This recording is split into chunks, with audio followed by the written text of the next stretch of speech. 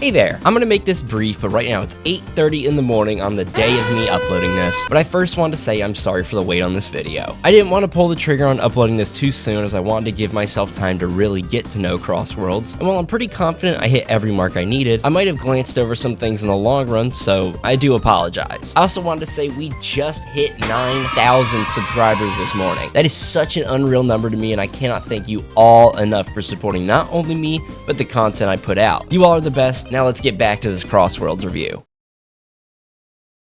Every winter, the Game Awards is the event to look forward to for gamers. Awards for practically every aspect of a game, live orchestras, and big reveals, all culminating into a celebration of the medium of entertainment. But hot off the release of Shadow Generations, me and loads of other Sonic fans were left wondering what Sonic Team had left in store for us. And luckily, the downtime between Shadow Generations and the next title to be announced would be minuscule, as the same night, we got exactly what we were waiting for. And now it's time for a tease of what's next from a legendary gaming franchise.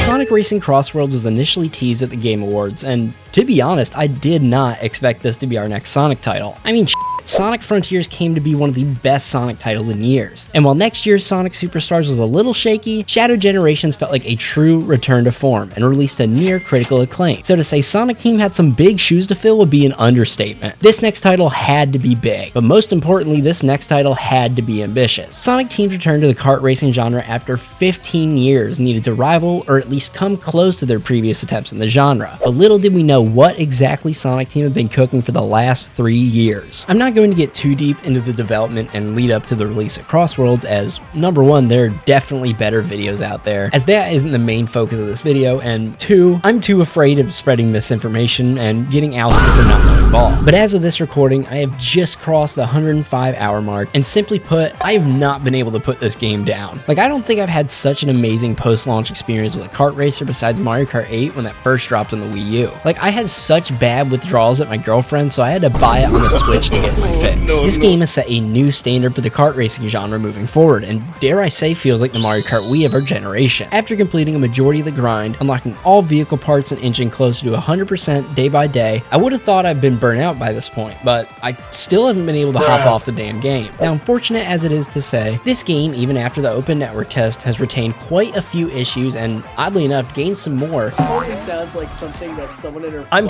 myself, but I'm here to really break down what I loved and what I didn't love about this game. So let's not hesitate. As mentioned in my prior breakdown of CrossWorlds after the open network test, the Grand Prix is where a bulk of the content or replayability comes from. 4 speed modes: normal, high, sonic, and supersonic speed. Mirror mode, of course, is included, but that just comes included as a little extra for completion purposes. Each speed mode also reflects the AI racer skill levels, but that is completely independent from rival difficulty. Once again, rivals can scale from level 1 to level 10. Of course, level 1 being a cakewalk, but level 10 is the most true test of skill I've ever seen. It's nuts, but most importantly, these rival racers don't play like AI as much as you'd expect. Rather than rubber banding to clear an insane advantage, the CrossWorlds rivals play like real racers, focusing more on technique over cheap gimmicks that automatically put you at a disadvantage. I might be completely wrong here, but it feels a lot more fair in comparison to the max level AI and other kart racers. The rival system, of course, deserves its praise, allowing the beef between the AI that'll target you the entire race be more realized, as now it'll trash talk you for faltering and get jealous of you passing them, picking travel gates, or nailing them with items. But what's truly insane is the sheer amount of rival dialogue in this game. Funnily enough, the total amount of rival dialogue not only exceeds Sonic Force's entire runtime, but almost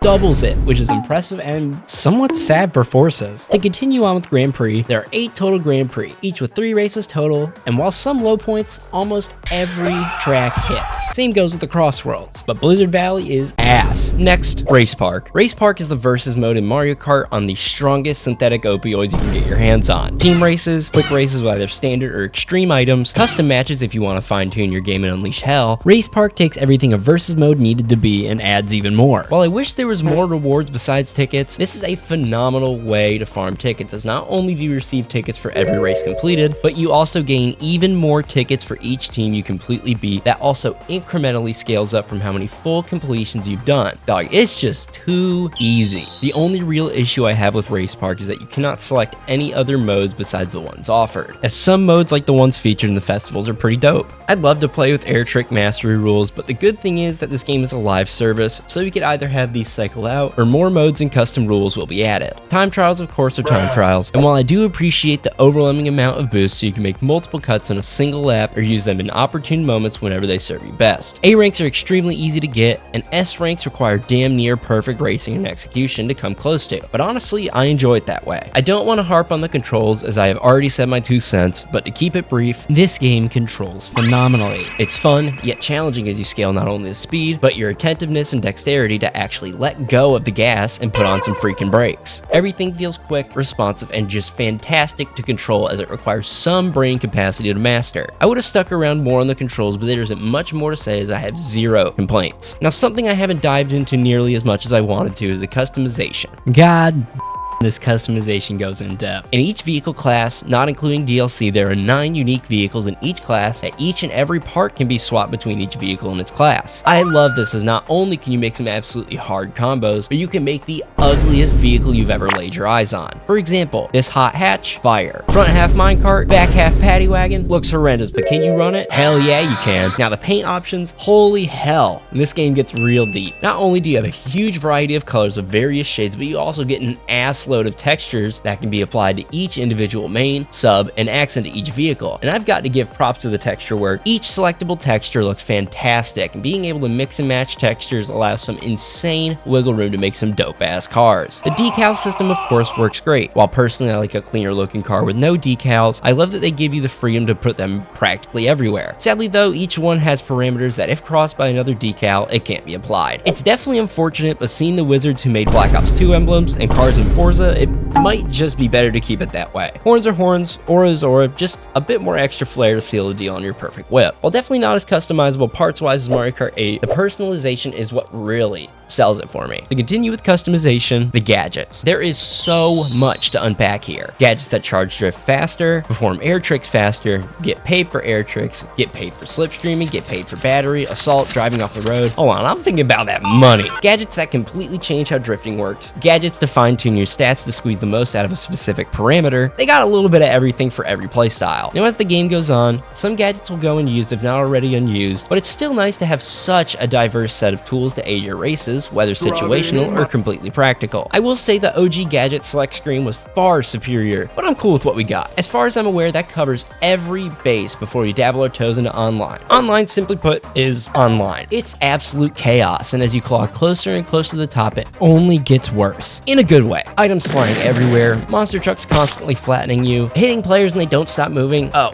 yeah. Don't get me wrong, this game's online mode is a blast. The only other game that I felt this unmatched and online with is Mario Kart 8, and I love it. Pushing ranks is somewhat time consuming, but rewarding as each rank up you gain aura, gadgets, tickets, etc. But I got a gripe on this, man. The desync is unreal. Crossing the finish line next to someone either results in you placing in front or behind them. Crossing behind someone yields the same result. You get the point. Desync strips a bit of the fun from online, but that's not even the worst of it. I can confidently say that 80% of the time, any items I throw, any drill, any person squished by the monster truck do not register on my end. Literally anything besides the Dark Chow, Slime, King Boom Boo, and weights that are guaranteed to hit are the only items that consistently hit. I have no clue how desync works, and honestly, it can be brutal work to get everything running flawlessly between all platforms. So while I don't put all my faith into this getting fixed, it'd definitely be nice to see. Festivals, of course, are festivals, and while I was initially critical of not being able to access world matches while festivals are active, it's a nice change of pace as my RPO is no longer on the line, and I can just be a silly goober, and honestly, I love being a silly goober. Now, this part of the video is going to get pretty in-depth, as this was the part I was most excited for, the music. I cannot get enough of the music in this game. When Sonic Team gave us our first dabble into the soundtrack for CrossWorlds, it honestly felt a little shaky with the Apodos remix alone. I'm still not the biggest fan of it, but it's definitely grown on me. But the second DJ mix, they were cooking. Immediately swinging hard with the hardstyle and Jersey Club inspired White Cave. This song is the pinnacle of the soundtrack in my opinion, as it perfectly perfectly encapsulates what this game is at its soul: an arcade kart racer. Imagine this: you're in an arcade and you hear a game absolutely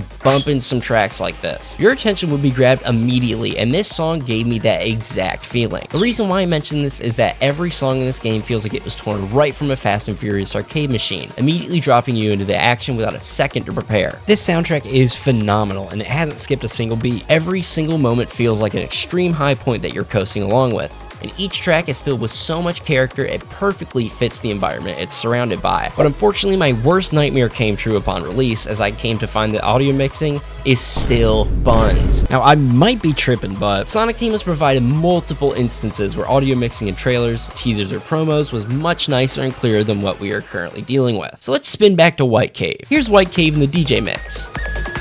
Mysterious, intimidating, yet rewards those who challenge it. Here's White Cave in the final game.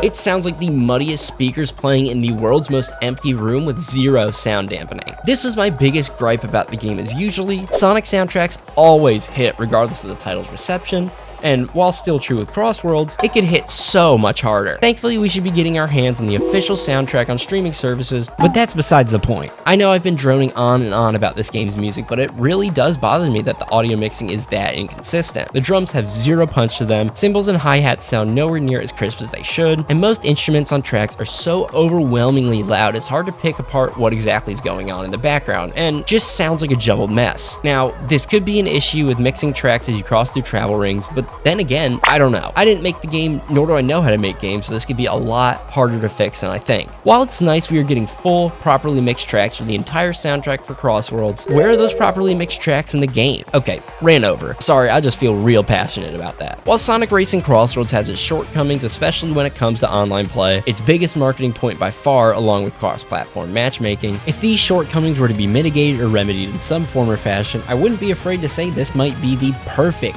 kart racer for me, if it's not already. Sonic Team truly had all hands on deck for CrossWorlds, and their love and passion for making fire-ass games was on full display. And with year 2 and potentially year 3 already being in the talks, it seems that Sonic Racing CrossWorlds has a bright and concept-packed future ahead. Sonic Racing CrossWorlds, simply put, is chaos perfected, and I cannot wait to see how eventful this game's future will be. Once again, you agree, disagree? Let me know in the comments. I'm extremely interested on your thoughts on CrossWorlds now that we're a month since global launch. Thanks for watching, and I'll see you all soon.